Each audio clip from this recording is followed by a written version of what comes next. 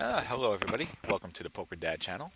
I'm going to be doing a hand review today. Just a quick, little study session for myself before my regular session tonight. Um, so right now, I've actually already set it up, but if you haven't seen my other videos and how exactly I do this, I use this template here in order to write down the ranges of my opponent. I use Flopzilla as a way to figure out the range of my opponents.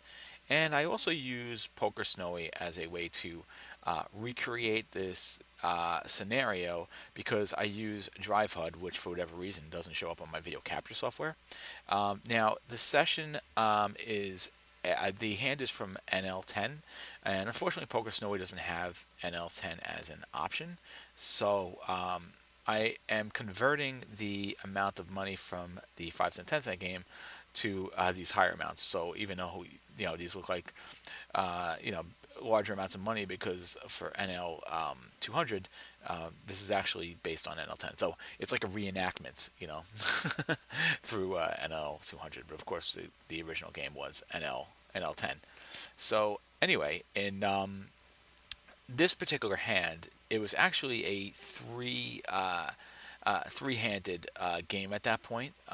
It was six-handed table, but there were three players that weren't playing, and I was on the button. And in this case here, I had 10 of diamonds, and I had a king of diamonds. Now, just so I tag all my hands early after each session, that I know I can go back and review. And I basically look for any hand that saw showdown and had betting pretty much throughout the hand from most of the streets. So here I already have this plugged into Flopzilla as well, and let me just write down here that this was a king of diamond and a 10 of diamond and an L10, and the date of this hand was on October 18th and 2017. Um, so hopefully I end up having the result of the hand. Sometimes for some of these hands I don't have the results if the other player didn't show the cards, and I think I don't have the history going back far enough. Let's see. I think I only have the history going back. Oh, actually, no, I might have. It's because it's November 25th. So, um, oh no, I'm not going to have it because I had to reinstall. Um, I had to reinstall Bet Online because I was having some problems. So actually, I'm not going to have the hand history, which kind of stinks. But that's okay, because the bottom line is here is I'm focusing more on how I played the hand, particularly the range of my opponent, and we'll know what the result was, and then we'll kind of have an idea of how that opponent's range was. So anyway, it's more about even just the process than the results, of course. So anyway, let's just take a look here and see how this hand first plays out, who our main villain is in the hand, so I can give them a range. The way the hand starts off, of course, we have our small blind and our big blind. And I'm pretty sure this was a misclick, but I only raised it up two big blinds, and so this must have been a misclick for me because my standard opening range, my standard opening raise is three big blinds. Although I might have done two big blinds because for a while I was doing two big blinds from the button, so it is very possible that I did do two big blinds. So here I will show I raise, which of course is what Snowy suggested I should do, and I mean that's pretty obvious with a king of diamonds and a 10 of diamonds here. And then the small blind folds. So this is obviously going to be the main person we're going up against, and he calls the bet. It's a pretty easy call for him. It's only one extra big blind. So this guy is a 25-5 player. So I'm going to give him a 25% range. I'm going to make some adjustments here. Okay, we're going to take away his 3-bet percentage is 6%. All right, so first let me just take a look what a 6% range is and try and take those hands out of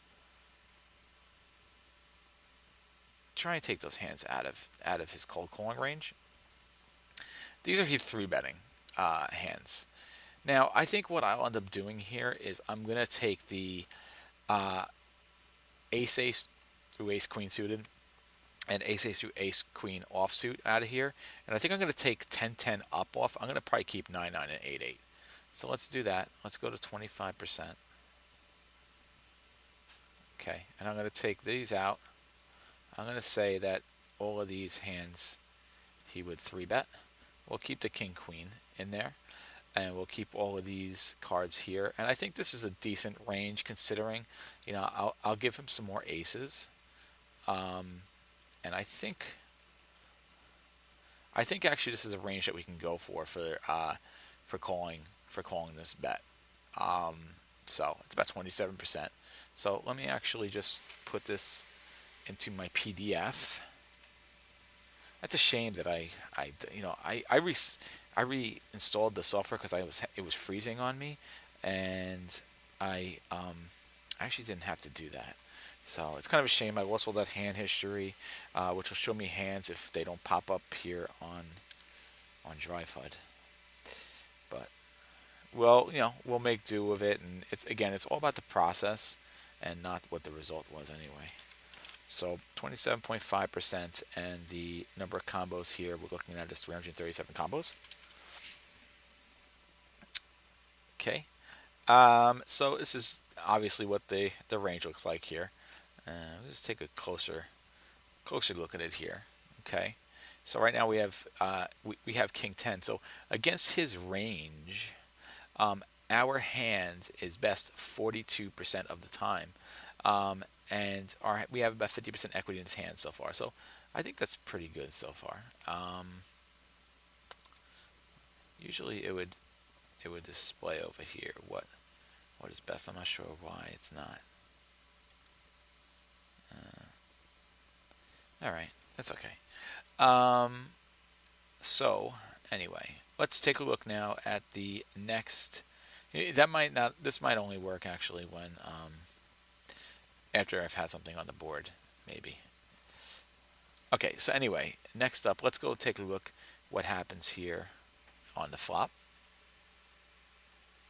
On the flop, we get an ace of spades and a 2 of clubs. I'm sorry, 2 diamonds and a jack of diamonds. Okay, so right now, what do we got? We have a flush draw. So I think that if he checks to me here, I'm definitely going to put in a C bet. And obviously, even if he opens up the betting here, this is something I'm definitely going to bet with the flush draw. I have a good amount of outs. Not only that, but I also have a straight draw as well. So this is actually a really, really great flop for me because I got so many different ways to make a really, really good hand here. So let me just drop this ace of spades and the 2 of diamonds and the jack of diamonds into this here. Now does it do it? I don't know why it's not. Oh, okay, now it is. Okay, now it is. So I had to wait. Oh, it only shows when hand is best and range is best. Okay, anyway, sorry. Okay, so let's see.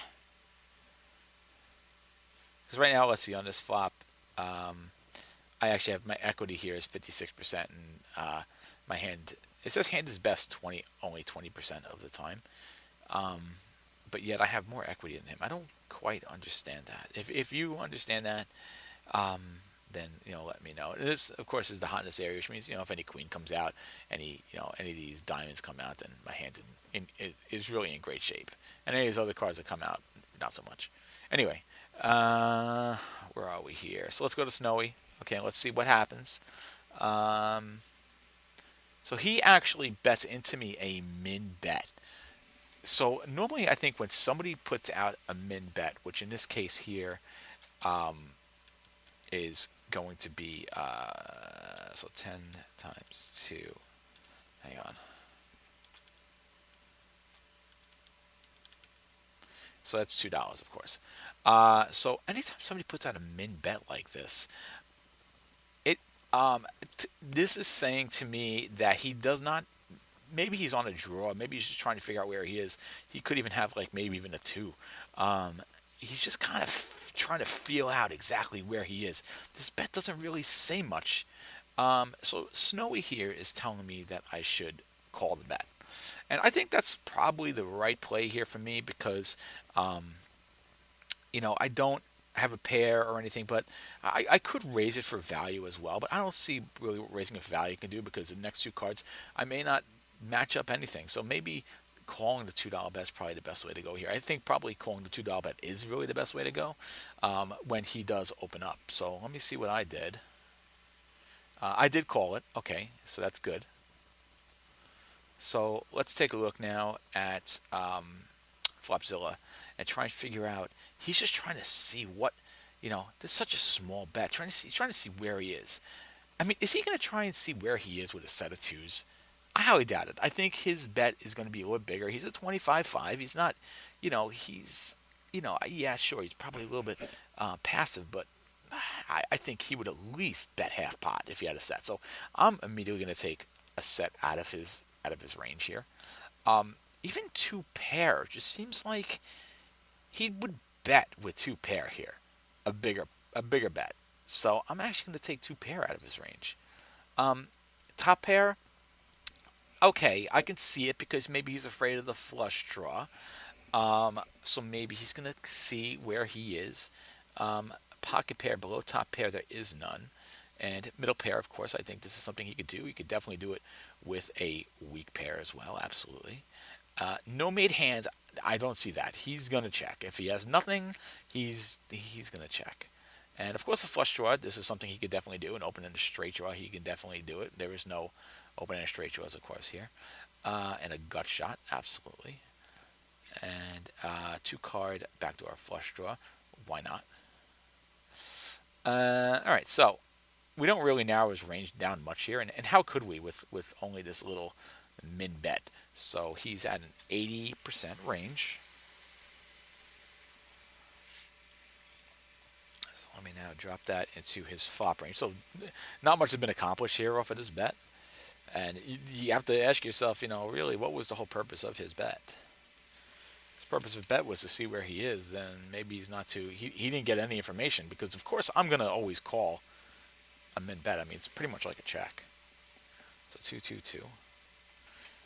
And you could, of course, make the argument that I should have raised it, but I don't have a made hand either. I'm just on a draw myself, so I think that's fine.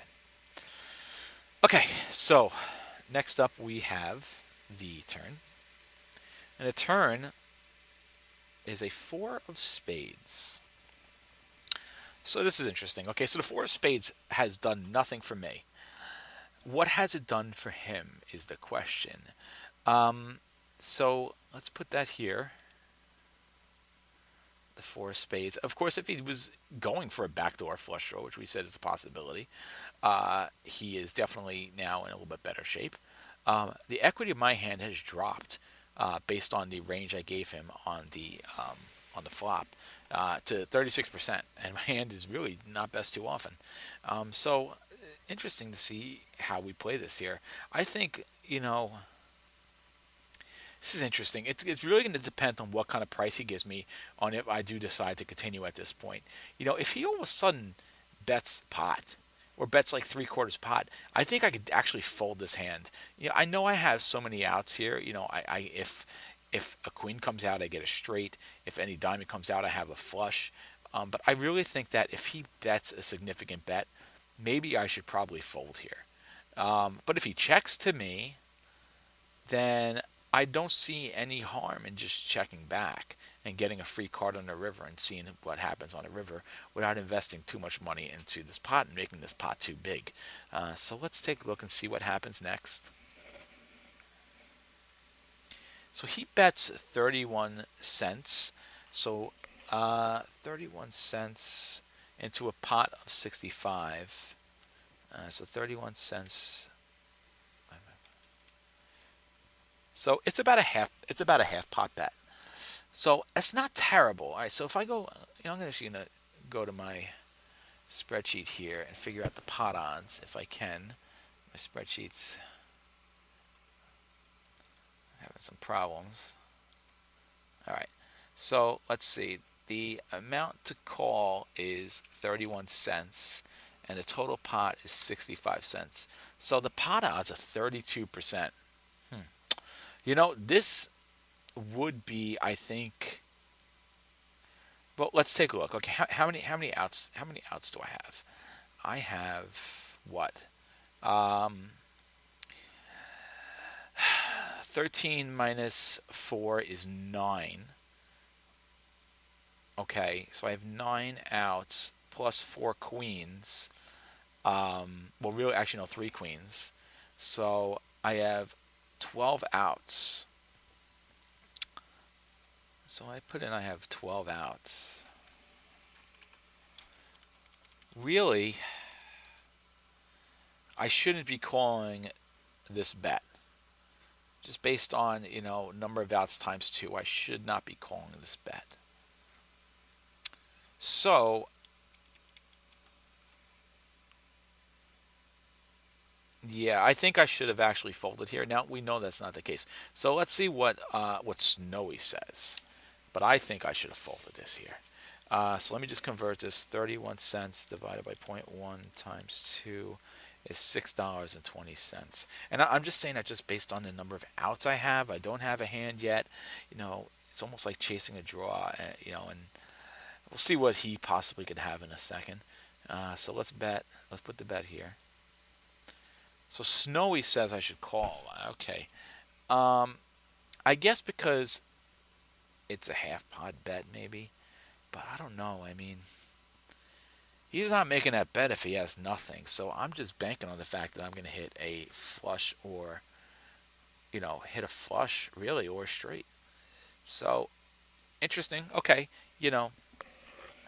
I'm not sure if I agree that maybe, but maybe I'm being too tight by saying I should fold here. So anyway, what do? I call it as I expected in the case here. So I did what Snowy thinks I should have done. And let's see now. What is he making a half pot bet with? Well, there is no straights. There is a set of fours, which is interesting. Okay, I said he would. I said he would stay in with that with pocket fours before, with all of those lower pairs. Okay, 2 pair absolutely. Top pair. I mean, he had top pair on. He had top pair on the flop, so I mean, realistically, he would have made this bet on the flop. What would this 4 make him feel differently about, right? So I actually don't think it would be top pair because, again, he with all logic, he would make this bet on the flop. He already had top pair, so I'm actually going to take top pair off of this. Pocket pair below top pair. Okay, middle pair at this point definitely not. Middle pair was already there on the flop, and I don't see him making his bet bigger. His hand had to improve from the flop for him to make this kind of bet. So obviously no weak pair at this point. The flush draw. I don't think so. He's not his hand. I mean, unless he had I just can't see it. No, I don't think so. So I'm actually going to take all the stuff out of here, and I'm going to say he either has 2 pair, a set, or a straight. Really, two pair or a set, because his hand obviously improves somewhat with this 4. It really makes me think like he probably has pocket fours. Or what 2 pair could he have? 2 pair could have ace 4 and ace 4. Yeah. If he has ace 4 and ace 4, okay. Yeah, okay. Makes sense with that initial 10-cent bet. So this is interesting. I have narrowed his range down quite a bit. 5.56%. I have him on 3 potential hands. It'll be funny. I'm curious to see if we're even going to. I hope we get to see what he has. So yeah, I've narrowed it down to 5.56%. But I'm just trying to think logically here. You know, how would he react in this situation? And that's what I gotta think he has. But we'll see. I could be completely wrong, of course. 5.56% and a measly 12 combos. Uh, this is actually very interesting. Okay, let's see now what happens next. The river gives us a 9 of diamonds, so now we're obviously in amazing shape because we did hit the flush. So I made the call. Maybe mathematically it wasn't the right call, but I did make the call nonetheless. And maybe sometimes it's not like everything doesn't have to be mathematical. Maybe sometimes everything doesn't have to be mathematical, especially in a situation. I maybe at the time I said to myself, well, I can get a straight or I can get a flush. So let me just run with it. So this will be interesting to see how he bets now with a flush there. He may check, and if he checks, I'm going to bet. Will he call? And you could make the argument that when he bets, I should most definitely, at this point, raise it. And I think that'd be the right play. Would definitely be if he bets for me to raise it. So let's see what happens here. He bets. This is very interesting. I'm really feeling like he has fours. I'm really feeling that way, but we'll see. Okay, so he bets, and um, he bets 90 cents into $1.27, which is giving me 29% pot odds. So that was zero point 0.9 divided by 0.1.27. So his bet was 70%. Very strong bet. Very, very strong bet. But I'm getting 29% pot odds now. Now, obviously, it doesn't matter what the hell the pot odds are. I mean, I got a flush. Who the hell really cares about that? The question is, do I decide to raise it here? Well, let's see. Zero point 0.9 divided by 0.1 times 2 is $18. So $18. Let's see what Snowy says I should do. I bet he's going to say raise. He says all in. You know what? I agree. I agree. Just go all in. I've got this hand. There's no paired board. My biggest fear could possibly be that he has, maybe maybe he has ace of diamonds or four of diamonds. Possible. So that's really what I'd be worried about at this point. So I put the 9 of diamonds here. That's what I'm losing to at this point, right? So my hand is best most of the time, of course. And the only thing I'm losing to is an ace 4 of diamonds. So let's see. Let's see if I went all in or raise it. I did raise it. I didn't go all in. And, now thinking about it now, I think I should have definitely went all in. I agree with you all in. But at least I did raise it here. So I raised it up to $2.30. Let me just figure that out over here. 2 divided by 0.1 times 2. So $46. I raised it to 46. Let's see what he does. Does he call it or does he fold it? He does call it. Now, let's see if I find out what he had. Unfortunately, I don't find out what he had. That's a shame. And if I didn't delete the history by accident, then we'd actually would know. Unfortunately, we don't. But I think that my assessment on the situation is probably accurate, and he had an ace 4 or a 4-4, just because of the fact that and it's okay that I don't know what he had, just because of the fact that on that turn card right here, he was more just trying to figure out where he was in the hand. Where when this 4 came out, all of a sudden he became super confident in his hand. So either he had ace 4 or he had pocket 4s, and so then he had a set. And my guess more so is that he had 4s here, and the call of the raise was terrible on his part, with the flush being out here. But that's beside the point. And of course, I won the hand, and I am happy. And yeah, so I mean, there you go. Uh, this is a great exercise, just because to think about that. Here, he just put in that 10-cent bet, so he probably maybe connected some way. But when he bets his four, and I called his bet, and then he bets his four, I think that says it all. And then, of course, once I get the flush, next time maybe I go all in.